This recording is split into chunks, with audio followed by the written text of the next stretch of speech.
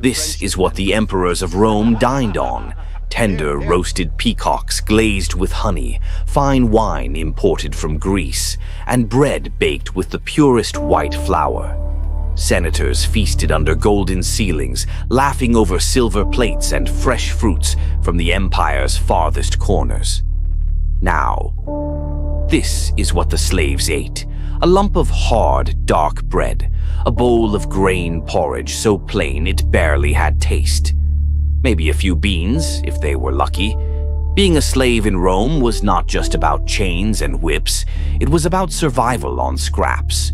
You were property, not a person. You worked until your body broke, and at the end of the day, your reward was food fit more for animals than men. This wasn't just hunger, it was humiliation. A system built to keep you weak, obedient, and forever reminded of your place. In the glittering empire that ruled the ancient world, one truth lay buried beneath its marble streets. Rome's greatness was built on empty stomachs. To friendship and good fortunes. Here.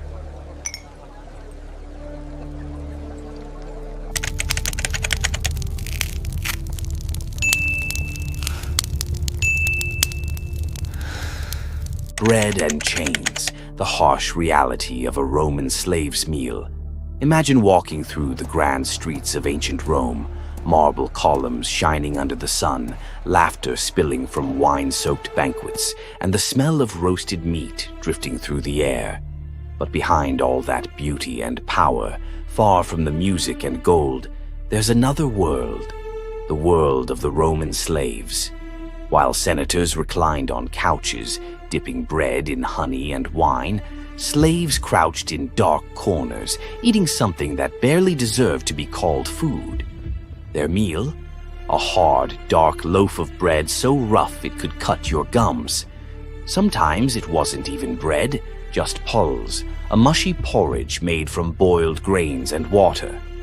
No spices, no oil, no taste, just enough to keep them alive for another day of work.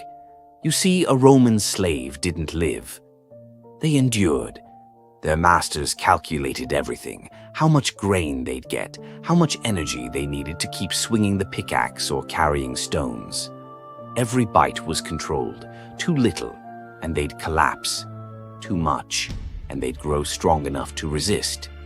The diet was never meant to nourish. It was meant to control. Bread became a chain. Hunger became a weapon. Some slaves in the city were luckier. Working in a rich household meant they could sneak leftovers. Maybe a piece of cheese, a bite of fruit, or a drop of sweet wine. But for those in the fields or the mines, the reality was brutal. Grain, beans, and water, day after day. And yet, through all that hunger, Rome kept thriving. Its temples rose higher, its armies marched farther, all powered by the weakest meals imaginable. The empire's glory was fed by starvation, because in ancient Rome, even food reminded you of who you were. The master ate to enjoy life, the slave ate to survive it. Rations of survival, counting every grain. Now, imagine this: your entire life, your strength, your survival, all depending on a handful of wheat measured out by your master. That was the reality for Roman slaves. Food wasn't a right, it was a ration. The Roman elite had everything: fresh fish from the coast, figs dripping with sweetness, jugs of wine from Spain, and bread made from the finest white flour. But for the slave, the food came in numbers, not meals. Their diet was a calculation, cold and precise. According to ancient Roman records, like those of Cato the Elder, a hard-working slave, especially one chained in the fields, got 4 modii of grain a month. That's about 14 to 16 kilograms. From that single ration, they had to make everything they ate: bread, porridge, or gruel. That grain was their lifeline.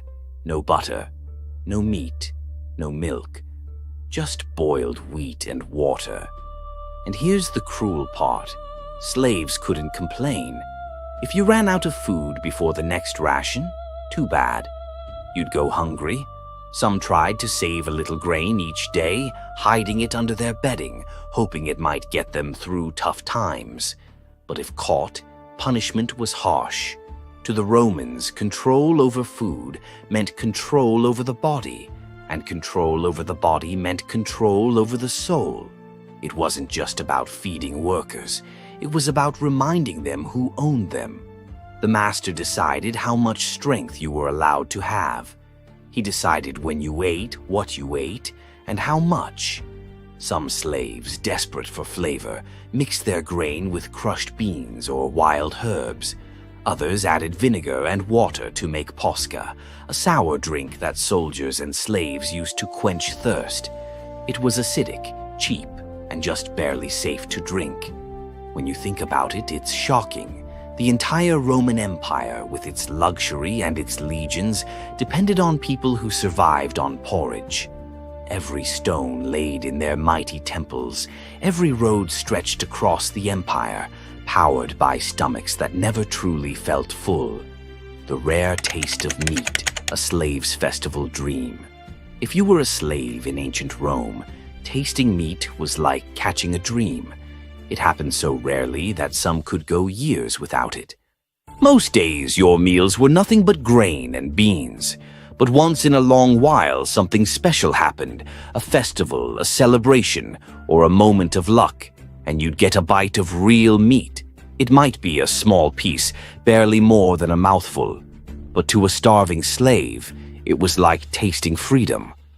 During festivals like Saturnalia, masters sometimes showed kindness by giving their slaves a day off and sharing leftovers from the grand feast. It was the one time of year when the social order loosened. The master would serve and the slave would eat better than usual. But it didn't last. Once the festival ended, the chains of daily hunger returned. For most of the year, slaves had to make do with the basics: beans, lentils, onions, and chickpeas. They were filling, yes, but not satisfying. Protein was rare and malnutrition was common. Many slaves grew weak and thin. Their bodies bore the marks of a diet designed for endurance, not health. Some found ways to stretch what little they had. If you were lucky enough to work in a kitchen, you might sneak a bone with scraps of meat still clinging to it, or the salty leftovers of garum, Rome's famous fish sauce. But slaves didn't get the fine garum the nobles used. They got the sludge at the bottom of the barrel, the dregs that no one else wanted. That's what life was. Constant hunger, broken only by brief moments of flavor that reminded you what you were missing. And yet, even through all that, slaves kept Rome running. They worked the fields, built the roads, and cooked the banquets they would never taste. The city of marble stood on the backs of those who survived on crumbs. Because in Rome, food wasn't shared. It was a mirror of power. What you ate told the world exactly who you were. Food as control, how Rome fed its power. In Rome, food wasn't just about survival. It was about control. Every loaf of bread, every bowl of porridge, every spoonful of beans told a story about power. The master ate to show his status. The slave ate to stay alive. For the Roman elite, feeding slaves was a calculation, not an act of kindness. They knew exactly how much food a body needed to work, and that's all they gave. Just enough to keep you standing, swinging that hammer or carrying that load. But never enough to make you strong, never enough to make you think you could rise above your chains. It was psychological control. A hungry man doesn't dream of freedom. He dreams of food. That's how the system worked. Keep them weak, keep them dependent, keep them busy. A slave's stomach was as chained as his wrists. The master decided what went into it, and that control kept the empire running smoothly. And it wasn't just physical hunger, it was emotional too. Imagine watching your master feast every night.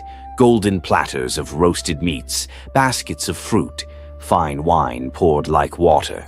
You stand there, serving him, the smell filling the air, your own stomach twisting with hunger. That sight wasn't accidental. It was meant to remind you. You belong to him.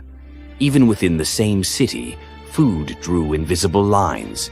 In one villa, laughter, music, and endless feasts. Just a few streets away, silence, exhaustion, and cold bowls of porridge. Rome was a city divided by appetite. So when you picture ancient Rome, the empire of marble, power, and glory, remember this: it was built on empty stomachs. The same hands that served wine and carried bricks were trembling from hunger. The bread they ate wasn't a blessing. It was a leash.